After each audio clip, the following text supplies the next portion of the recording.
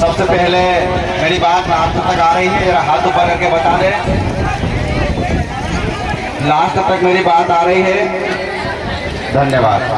तो साथियों, सबसे पहले तो मैं कार्यक्रम को आयोजन करने वाली टीम को बहुत बहुत धन्यवाद और आभार व्यक्त करता हूं।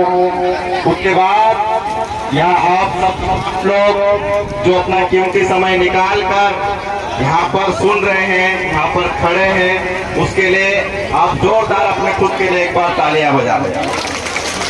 साथियों, मैं खुद के लिए क्यों कह रहा हूँ, क्योंकि हमने सदियों से, हमारे बाप दादाओं ने कहीं कांग्रेस भाजपा के कार्यक्रम में गए और तालियां बजाए, और जो हमारे बीच फुटगर जो बैठा है ना, ऐसे फुटगर की तरह हम लोग रख दिया।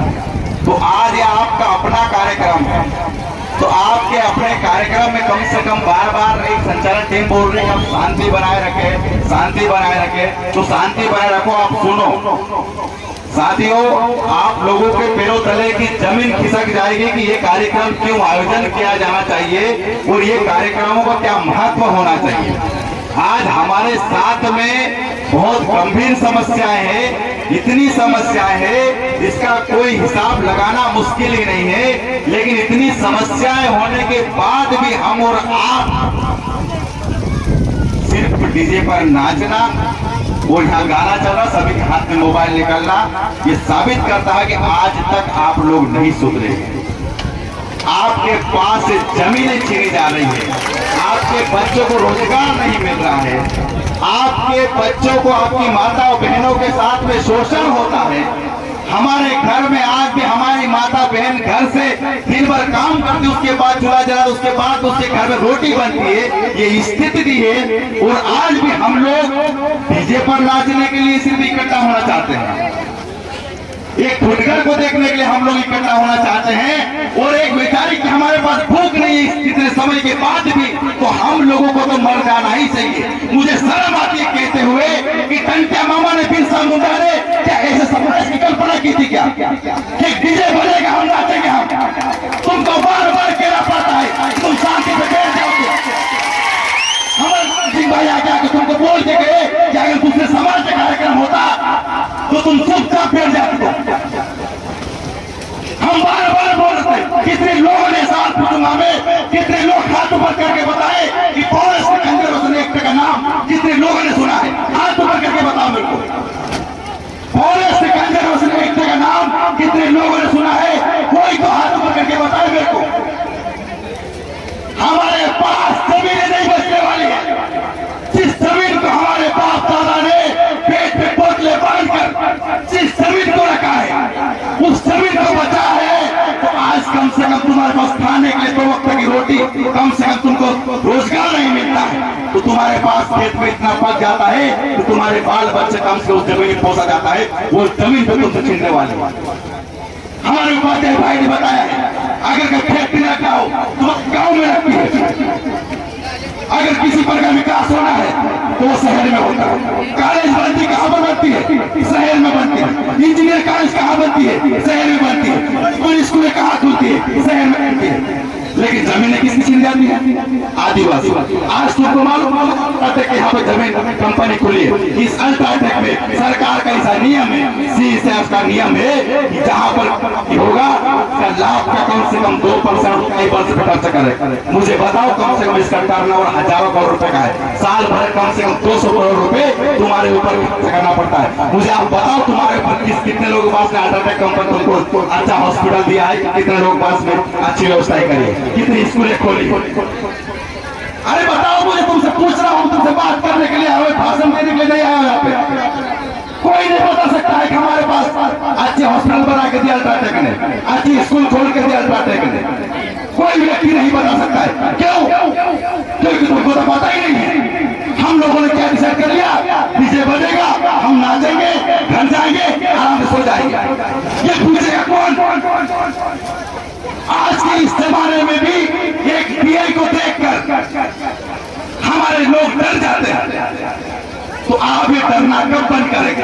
अपने अधिकारों की बात करना कब चालू करेंगे? कब पूछेंगे आप कि हमारी जमीन पे तुम्हारी कंपनी है, ये CSR का 200 करोड़ पड़ता है, ये कहाँ खर्चा किया है?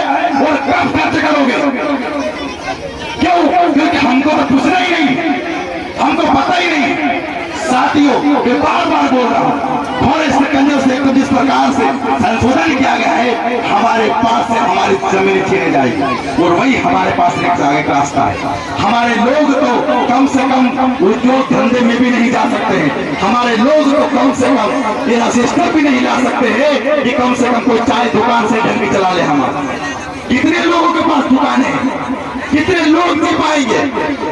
हम लोग सिर्फ जिंदा रह सकते हैं, जमीन जंगल यही हमको जिंदा रख सकता है, इसके अलावा कोई रास्ता नहीं है। साथियों, हमने कई लोगों को दिया है जिन्होंने जमीनें अपनी गिरवे रखी, जिन्होंने यहाँ पर तमाम चीजें हमने वो गिरवे रख दिया, कंपनी को दे दिया। आज उनका परिवार, उनका खानदान कहाँ पे चला गया है किसी को नहीं पता है, क्योंकि आदिवासी अपनी जमीन के साथ में ही सुरक्षित रह सकता है। कितने आप नर्मदा बेल्ट यहाँ से भी लगता होगा, कितने लोगों को पैसा मिला और जो परिवार कहाँ है, कैसा क्या ले रहा है, किसी को नहीं पता है। क्यों? क्योंकि इस जमीन के साथ ही हम जिंदा रहते। ये मुद्दों पे हमको बात करना पड़ेगा। फिर सबसे पहले क्यों ये बोला था कि आप लोग यहाँ पर इकट्ठे हुए, एक क्यों आप लोग सुनना चाहिए, क्यों आप लोग जागृत होना चाहिए, क्यों हमारे लोगों को पढ़ाना चाहिए, क्यों हमारे बच्चों को पढ़ाना चाहिए, ताकि हम हमारे हक अधिकारों को जाने। हमारे बिरसा मुंडा ने, हमारे टंटे मन जिनकी आज मूर्ति स्थापना हुई है, बिरसा मुंडा ने, उन्होंने कितना संघर्ष किया है, तो आज कम से कम हमारे पास जमीनें बची हुई है, हमारे पास कम से कम शरीर पे पुतले हैं, कपड़े तो है, कम से कम ये आंदोलन तो कर सकते हैं। देश के बड़े बड़े कुटारा घात हो रहे हैं, शिक्षा दिनों दिन महंगी हो रही है, अमीर का लड़का और अमीर बनता है, गरीब और गरीब बनता जाता है। कम से कम इस सिस्टम से कब बात करेगा? एक अमीर का बच्चा जो शादियों काजू बादाम खाकर अच्छी शिक्षा प्राप्त करके अच्छे पोस्ट पर जाता है, ये गरीब का बच्चा दिन भर बकरियां चराकर उसको जैसी भी शिक्षा प्राप्त करके वो वहां तक पहुंचता है। ये जो बैलेंस जो बैलेंस हो रखा है, इसको बैलेंस कौन करेगा?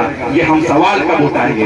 हमारे गांव में पटवारी आते नहीं है, हमारे गांव में शिक्षक आते नहीं है, मंत्री सही ढंग से नहीं काम करता है, हमारे गांव में पुलिस वाले आते वो डराते हैं। कम से कम ये कब हम करेंगे कि पुलिस वालों से हम नहीं डरेंगे? कब हम जाके थाने पर टीआई से आंखों में आंख मिला के बात करेंगे?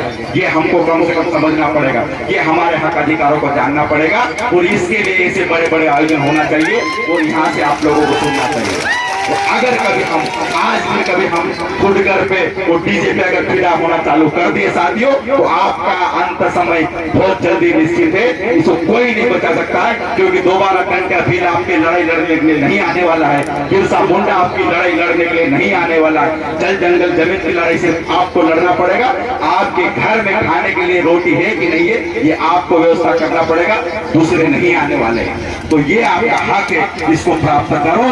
और पुनः मुझे मेरी बात को आप लोगों ने सुना, उसके लिए बहुत बहुत धन्यवाद। हमें कल भोपाल में भी कार्यक्रम है, तो भोपाल में भी जाना है, लेकिन आप यहाँ से मैं चाहूंगा कि जितने साथी हमारी बात सुने, कम से कम उसको ग्रहण करें। साथियों, संविधान में बहुत बड़ा खतरा आने वाला है। इस देश का आप लोगों ने देख, कोई भारत बोल रहा है, कोई इंडिया बोल रहा है, कितने बड़े बड़े कुटाराघात हो रहा है। एक प्रधानमंत्री का वित्त सलाहकार ये बात करता है आराम से, इस देश में संविधान को बदल देना चाहिए। मुझे आप बताओ, जिस दिन हमारा संविधान बदल गया, जिस दिन हमारा संविधान हमारा खत्म हो गया, उस दिन मैं आपको बोल रहा हूँ, आपको बीच में ये बातें नहीं हम कर पाएंगे और आप नारा नहीं लगा पाओगे, आप सभा नहीं कर पाओगे।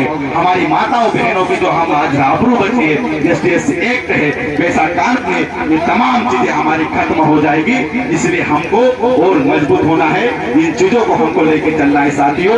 लेकिन इसके लिए हमको वैचारिक मजबूत होना पड़े। जिस प्रकार हमें खाने की भूख लगती है, हमें पानी की प्यास लगती है, उस प्रकार से आपको अपने विचारों की अपने अंदर भूख जागृत करना पड़ेगा और इन विचारों को आपको कम से कम इस भूख के माध्यम से आप लेना पड़ेगा, तब जाके आप मजबूत हो जाएगा। इसी के बाद में अपनी बात पे